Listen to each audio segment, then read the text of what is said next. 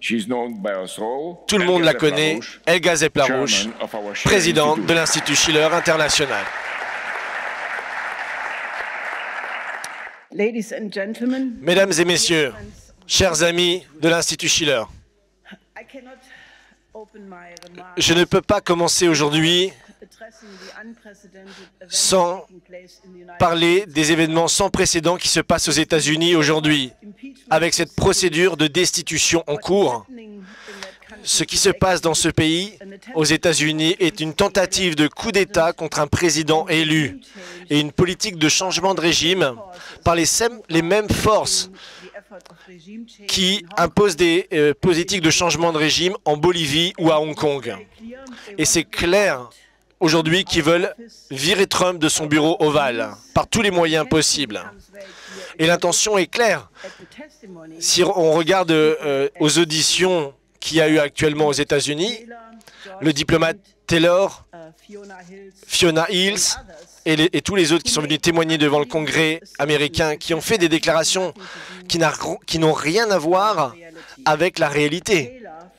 Taylor, par exemple, a menti explicitement, a dit que le président Trump, en collusion avec le président Zelensky de Ukraine, pour avoir des équipements militaires, de lever les sanctions pour l'Ukraine, ce qui a coûté énormément de vies justement en Ukraine, avec justement la politique de guerre qui a été menée contre la Russie. Donc c'est une situation complètement rocambolesque. Donc si on pense en termes de ce qui se passe aujourd'hui avec les autres coups d'État qu'il y a eu en 2014 à Maïdan, par exemple, Natalia va nous en parler, en Ukraine, et vous pourrez lui poser des questions. C'est très important ce qu'a dit George Kent. Il a dit que les forces qui s'opposent à la Russie en Ukraine doivent être comparées aux gens de la Révolution américaine, qui étaient des héros comme le marquis de Lafayette et le baron von Steuben dans la Révolution américaine. Donc il compare les gens qui ont fait le coup d'État en Ukraine avec ceux qui ont fait la Révolution américaine, avec la tradition de Lafayette et von Steuben, ce qui est hallucinant. Donc c'est complètement satanique. C'est tellement, on retourne tellement la vérité pour dire exactement le contraire. On peut appeler ça un processus satanique. Parce que ceux qui ont fait le coup d'État en Ukraine, qui étaient les ennemis de la Russie, étaient dans la lignée, la tradition de Stéphane Bandera, qui était officiellement un nazi. C'est eux qui ont fait le coup d'État en Ukraine, avec l'ambassadrice américaine Victoria Nuland, qui avait dépensé des centaines de millions pour financer cette opposition en Ukraine et organiser le coup d'État.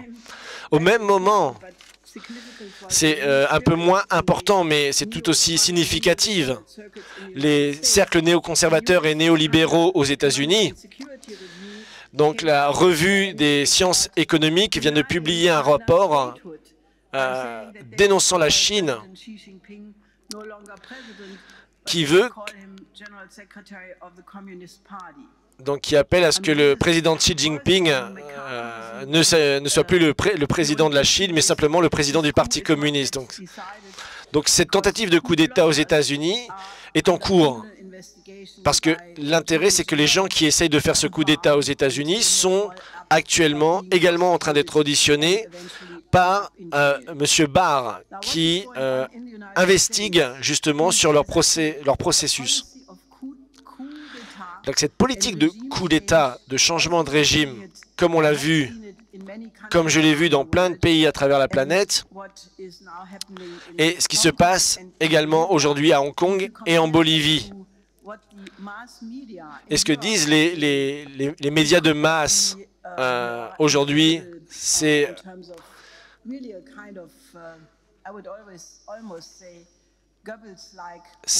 un petit peu la propagande à la Goebbels. Donc c'est clair, c'est qu'on est dans un moment de changement.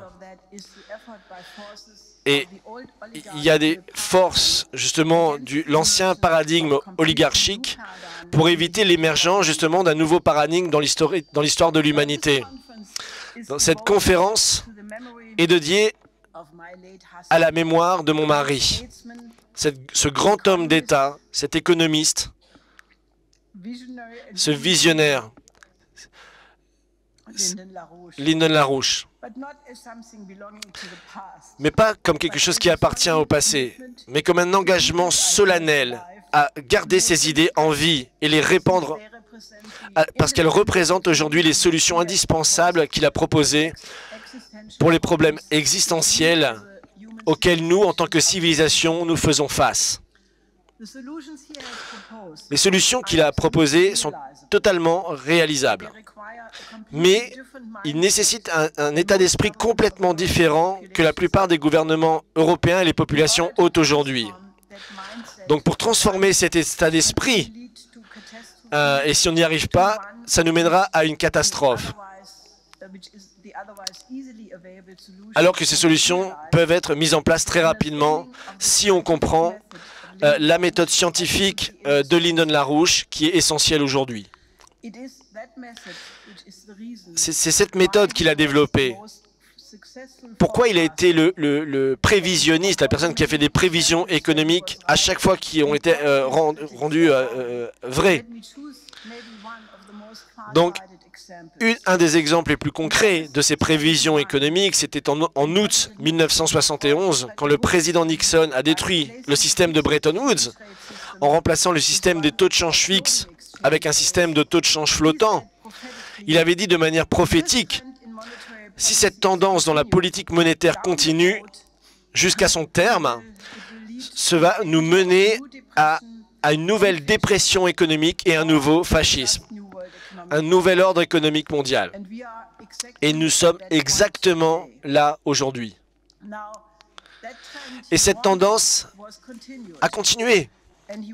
Et à chaque fois, il a montré les conséquences et proposé un remède à cette tendance qui s'aggravait, qui a façonné quelque part la course de l'histoire, même si le monde transatlantique a rejeté constamment ces solutions.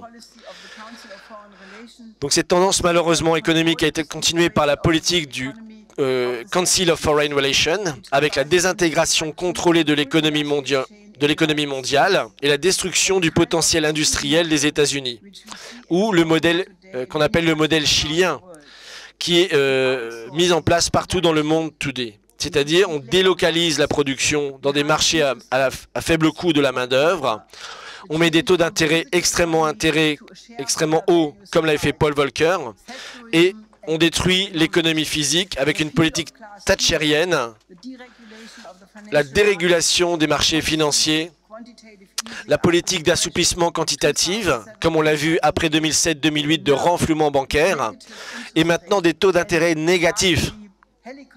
Et pour finir, ce qu'on appelle la monnaie hélicoptère, c'est-à-dire qu'on va balancer par hélicoptère, comme l'a proposé le président de la Banque d'Angleterre, McCartney, pour imposer des changements de régime et éliminer la souveraineté nationale des gouvernements. Pour cela, ils veulent imposer des lois pour financer l'économie verte, avec le renflouement des banques, la saisie des comptes des épargnants, une austérité brutale sur les populations pour conduire à une réduction massive de la population mondiale. C'est ce que nous voyons depuis, c'est ce que nous voyons comme politique depuis la moitié de septembre, depuis mi-septembre. Ça, comme vous pouvez le voir, c'est M. LaRouche qui a fait en 1995 cette courbe pédagogique qui montre en quoi les agrégats financiers sont devenus totalement hors de contrôle. Et si on regarde les dérivés sur les marchés de gré à gré, qui sont les chiffres officiels de la Banque internationale des règlements internationaux, ils ont augmenté de 20% depuis 2008 à 640 000 milliards. Et on sait qu'en fait, il y en a 2 fois plus que les statistiques officielles. Comme le commerce mondial a augmenté, lui, que de 3%. Hein. Donc on voit bien la différence. Selon les données de la Réserve fédérale, qui a été citée par un site qui s'appelle Economica, les réserves de la Réserve fédérale américaine sont passées de 300 milliards à 4 000 milliards depuis septembre 2017. depuis le 17 septembre, pardon. Et les taux d'intérêt sont extrêmement faibles. Donc on imprime de la monnaie qu'on envoie directement dans la spéculation de toutes sortes, dans les actions, les marchés, les obligations d'État, la sécurisation des dettes, les taux d'intérêt sur les produits dérivés.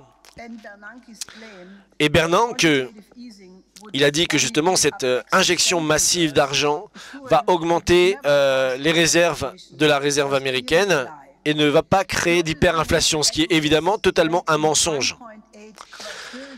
Aujourd'hui, les agrégats financiers, comme vous voyez sur cette courbe, dépassent 1,8 quadrillion, millions de milliards. Et certains parlent que ça dépasse déjà 2 millions de milliards de dollars. Vous pouvez voir sur ce graphiste, vous voyez ce pic en 2008, 2007-2008. Et on est revenu au même niveau qu'en 2007-2008 aujourd'hui.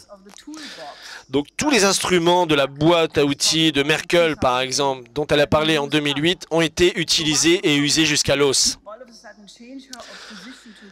Donc elle s'oppose maintenant à l'idée d'une union bancaire européenne et d'un fonds d'assurance des dépôts au niveau européen, comme elle en a parlé à Rome lors d'un voyage récent.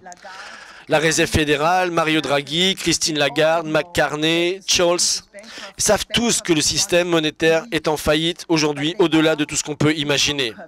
Mais ce sont des têtes de granit. Ils vivent dans une caverne. Et Jamie Dimon a montré justement, un petit peu comme Eric Honecker avait fait justement le 14 août 1989, lorsqu'il parlait du socialisme qui allait durer encore pendant 100 ans. Il a dit que l'économie américaine est la plus prospère que le monde n'ait jamais connue et la prospérité va continuer encore pendant 100 ans.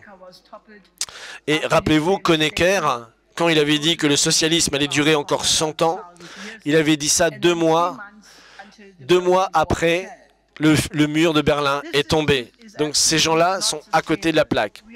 Donc ce système n'est pas tenable. Nous sommes au bord d'un krach financier et monétaire international, exactement comme mon mari Lyndon LaRouche l'avait annoncé. Nous sommes à ce point qu'il avait prévu dès 1971 la récession économique et le fascisme ou un nouvel ordre économique mondial. Et vous voyez partout dans le monde une rébellion à l'échelle internationale, des démonstrations de masse au Chili, à Haïti, en Irak, au Pakistan, au Liban, les agriculteurs allemands. Vous avez eu l'élection du président Fernandez et la vice-présidente Kirchner en Argentine contre cette politique d'austérité néolibérale. Et le département d'État américain qui a viré Evo Morales, puisqu'il voulait justement sortir la population de la pauvreté en utilisant le modèle chinois, en utilisant le progrès scientifique et faire des sauts qualitatifs dans les sciences et la technologie. Donc les effets sociaux de cette politique économique néolibérale détruisent complètement, c'est la casse sociale à travers les pays dans le monde. Parce que beaucoup de pays dans le G20 en fait défendent les intérêts de l'Empire britannique, de la City de Londres, de Wall Street, des banques centrales. Et je pense que malheureusement, la solution ne viendra pas de ces pays des G20, qui ne sont pas les organisations représentatives pour réorganiser le système, comme on l'a pu vu quand la crise est arrivée en 2008. Ils n'ont rien fait. Ils ont rendu les choses bien pires avec leur politique depuis. Et c'est pourquoi Lyndon LaRouche a déjà insisté à ce moment-là que seule une combinaison entre la Russie, les États-Unis, la Chine et l'Inde, en tant que groupe représentatif des nations, serait assez fort justement pour imposer un nouveau système de crédit, un nouveau système de Bretton Woods. Et cette coopération stratégique entre la Russie et la Chine, qui s'est renforcée de manière sans précédent au niveau international pour lutter justement contre ce monde unipolaire.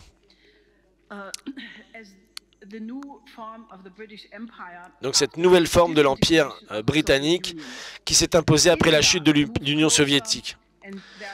L'Inde également et d'autres organisations internationales aussi s'opposent à cette politique impériale, comme on l'a vu avec les BRICS, l'Organisation de coopération de Shanghai, l'initiative Une ceinture, une route et bien d'autres organisations.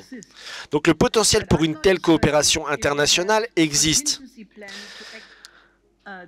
Mais je ne suis pas certain qu'aujourd'hui tout soit mis en place pour qu'on puisse mettre en place réellement ce nouveau système de Bretton Woods avant justement que le système ne nous explose à la figure.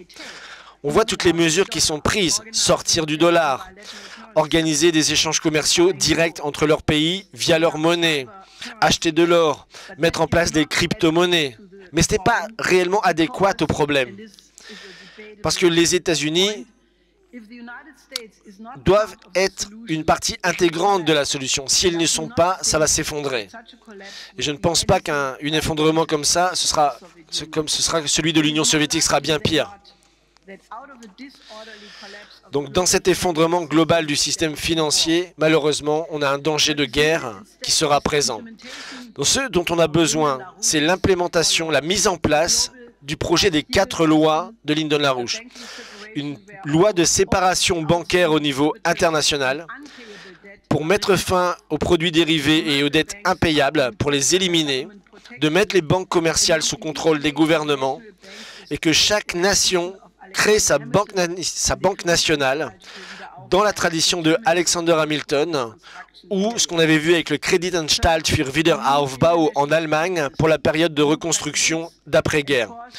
Un nouveau système de crédit international, je l'ai dit Bretton Woods, et une coopération internationale pour un programme de développement scientifique et technologique autour de la fusion thermonucléaire et l'exploration spatiale pour l'exploration de notre système solaire.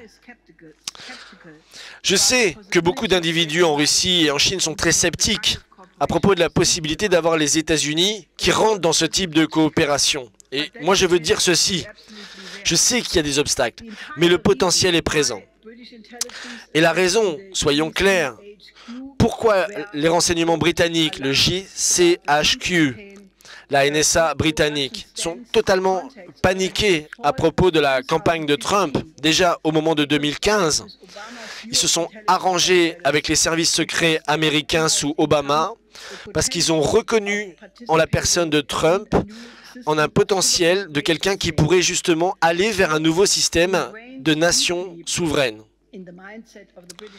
Et ça, dans l'esprit de l'Empire britannique, c'était un problème que Trump puisse remettre en cause le système néolibéral américain dans la tradition de H.G. Wells et de la conspiration ouverte de H.G. Wells. Et ils ont bien senti le problème que représentait Trump. Et donc le complexe militaro-industriel américain, donc Trump, personnellement, a attaqué en les citant. Ils ont vu le cauchemar que pouvait représenter Trump lorsqu'il a fait son discours aux Nations Unies. Il a dit, Trump, aux Nations Unies, je cite, « Si on regarde la planète dans son ensemble, cette planète magnifique, la vérité est devant nos yeux. Si on veut la paix, on doit développer nos pays. Si on veut la démocratie, on doit s'accrocher à notre souveraineté. Et si on veut la paix, on doit aimer notre nation. Les leaders sages mettent toujours le bien de leur propre peuple et de leur pays d'abord. Le futur n'appartient pas aux mondialistes. Le futur appartient aux patriotes.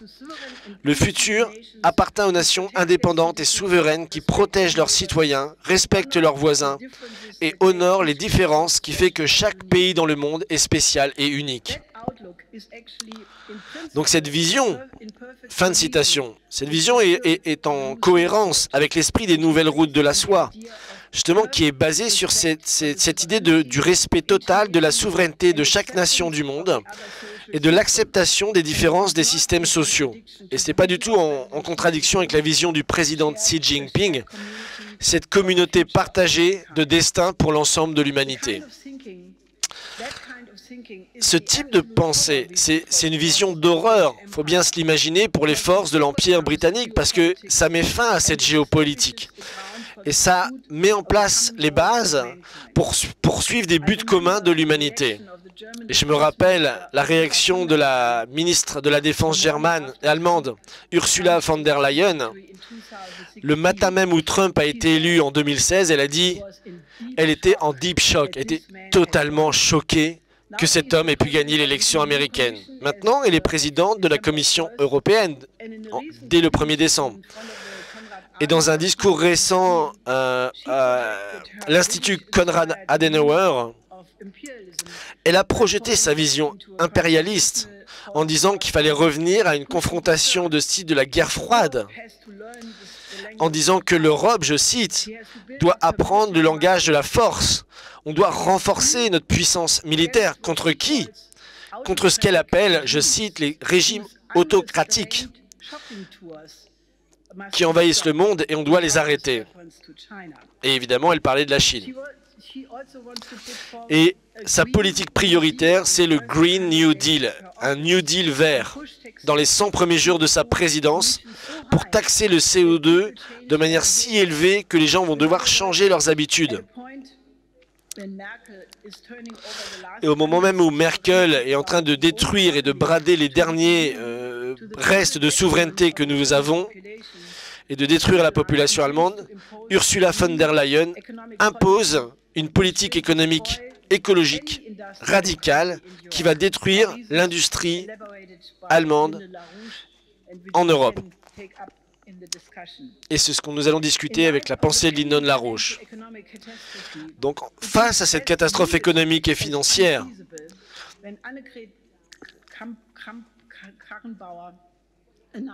donc,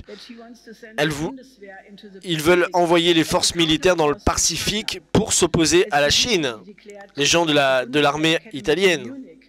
Donc il y a eu un grand discours à l'Académie de la militaire allemande avec cet état d'esprit de la guerre froide pour renforcer la présence militaire dans l'océan Pacifique, justement comme le proposait un rapport du département d'État américain cette année en juin.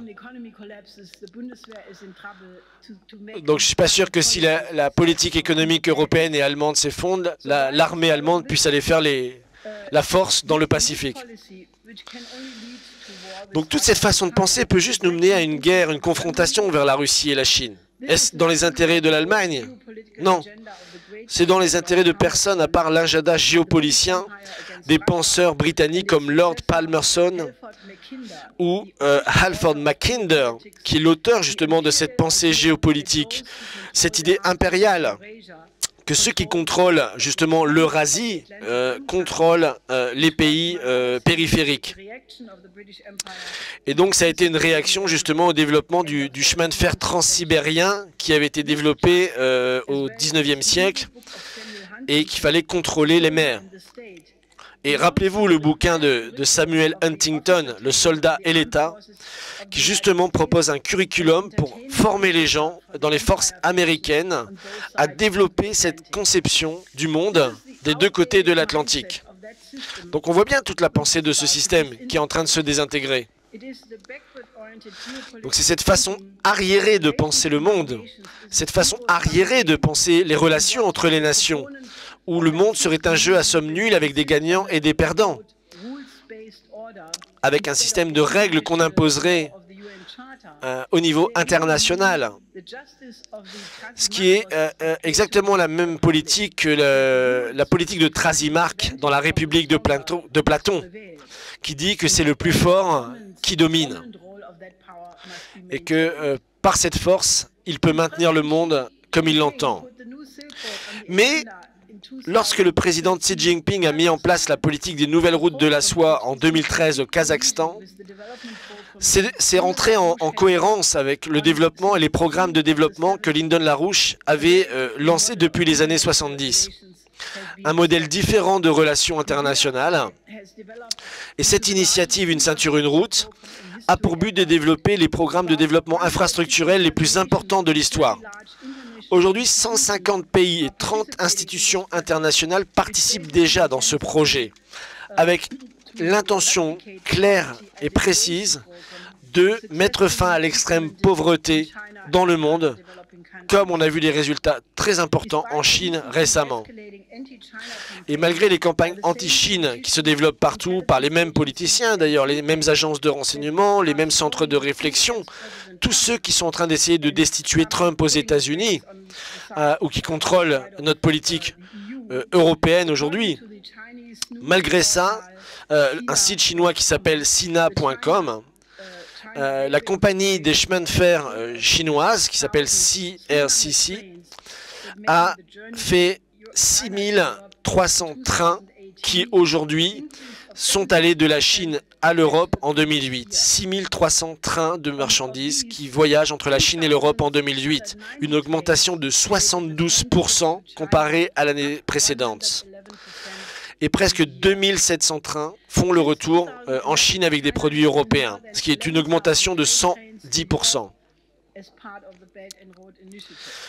Et dans le cadre de cette initiative Une ceinture, une route, plus de 11 000 trains de marchandises aujourd'hui parcourent le continent eurasiatique et vont dans 44 villes de 15 pays européens. Donc je peux vous montrer la carte ici. Donc vous voyez ici, il n'y avait quasiment rien il y a 10 ans, il faut bien s'en rendre compte.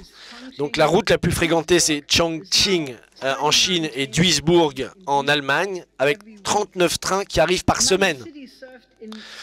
Parmi les villes qui sont justement desservies dans le cadre de cette initiative Une ceinture, une route, vous avez Duisbourg, Hambourg, Nuremberg, Lyon, Madrid, Vienne, Prague, Trieste, Budapest et Tilburg. Et particulièrement Duisbourg, en Allemagne, qui est devenu le centre européen de logistique qui a réparti ensuite vers le reste de l'Europe. Donc en plus du transport ferroviaire de marchandises qui vient de la Chine vers l'Europe et de l'Europe vers la Chine, on a aussi les transports maritimes, comme vous le voyez sur la deuxième carte, qui va vers les ports très importants, le port de Pirée, le port de Rotterdam et de Hambourg, parmi les plus importants, qui transportent les conteneurs qui arrivent de Chine. Donc plutôt que de s'opposer à l'initiative Une ceinture, une route, les nations européennes et les États-Unis doivent prendre l'offre de Xi Jinping pour cette coopération gagnant-gagnant. Pas simplement sur une coopération bilatérale, mais dans une coopération bien plus large pour des projets plus importants, pour la reconstruction de l'Asie du Sud-Ouest, pour l'industrialisation de l'Afrique, de l'Amérique latine, et le dernier, mais pas du moindre, la remodernisation des infrastructures aux États-Unis et en Europe. Donc pour faire face aux dangers de crise financière immédiate, il faut faire exactement ce que M. Larouche a demandé depuis des décennies. Un nouveau système financier doit être adopté par les États-Unis et les nations européennes qui met fin définitivement au changement politique opéré en 1971 de cette politique monétaire, financière et adopter immédiatement un nouveau système de crédit à taux de change fixe, un nouveau Bretton Woods. Comme le vieux système de Bretton Woods, que Churchill d'ailleurs et Truman avaient complètement dévoyé. Ils avaient dévoyé les intentions qu'avait Franklin Delano Roosevelt, qui voulait mettre fin au colonialisme et qui voulait imposer une politique à long terme de crédit avec des taux d'intérêt faibles pour l'industrialisation des pays sous-développés. Et le fait que la Chine, la Russie et l'Inde et aujourd'hui plein d'autres pays coopèrent autour de cette initiative Une ceinture, une route, ça crée la base où un tel changement est totalement possible. Si le président Trump, qui rejette la géopolitique britannique, peut s'opposer au coup d'État qui est en cours contre lui, et si le général, le secrétaire à la justice, William Barr, peut continuer à faire tomber dans son enquête au Congrès les gens qui organisent ce coup d'État, si le président Trump peut continuer à défendre ce principe de souveraineté et de patriotisme, alors on a une brèche qui s'ouvrira pour que l'Europe suive et s'engage dans cette perspective d'intégration économique au niveau eurasiatique qui va de Vladivostok à Lisbonne, comme l'a proposé Vladimir Poutine récemment. Donc pour que cela arrive, il faut un changement total d'état d'esprit aux États-Unis et en Europe. Et ça va vraiment au cœur de la vie et du travail de Lyndon LaRouche. Ça rejette le rejet complet des axiomes sous-jacents de la pensée oligarchique. et de les remplacer avec cette notion que l'homme est distinct de toutes les autres espèces vivantes sur cette planète par la qualité de son esprit, qu'on appelle la cognition. C'est-à-dire que l'homme a une capacité unique de faire des découvertes de physique, de principes physiques universels, qui lui permettent d'augmenter sa capacité d'intervention sur l'univers par habitant et par kilomètre carré. Et le grand scientifique russe, qui s'appelle Pobitz Kuznetsov, a reconnu l'importance justement des découvertes de Larouche, le concept de potentiel de densité démographique relatif et le concept de flux de densité énergétique, comme les mesures pour déterminer les processus des développements économiques et d'un développement durable à long terme. Et lui avait dit, justement, comme la plupart des découvertes, on a donné leur nom de leurs découvreurs, comme Watt, Ampère et bien d'autres, on pourrait nommer le La dans la science économique du futur en honneur de Lyndon LaRouche. Et maîtriser cette méthode scientifique qu'a développée M. LaRouche est fondamental pour faire les bonnes prévisions économiques. Donc, M. LaRouche, comme aucun autre scientifique aujourd'hui en Europe, a identifié la folie meurtrière, justement, de la pensée doctrine linéaire, mathématique, de Euclide, Galilée, Ptolémée, Copernic, Tycho Brahe, Newton, Euler, Cauchy, et qui ont donné des gens comme Bertrand Russell au XXe siècle. Norbert Wiener et von Neumann également. Et toute cette tradition s'est opposée à la tradition de Platon, cette tradition anti-euclidienne qui va de Nicolas de Cuse à Kepler, Fermat, Huygens, Leibniz. Et M. LaRouche a montré l'importance, justement, des découvertes scientifiques qui avaient été faites par ces gens-là, comme le principe de moindre temps, par exemple, dans la réfraction de la lumière, qui était un principe totalement mathématique et qui s'était avéré faux, alors que le principe qui était en jeu était le principe de moindre action. Et chaque découverte physique de nouveaux principes peut venir justement de la remise en cause de ces principes, de ces axiomes. Et la raison de pourquoi on peut aujourd'hui trouver cette méthode scientifique nécessaire pour aller à un niveau supérieur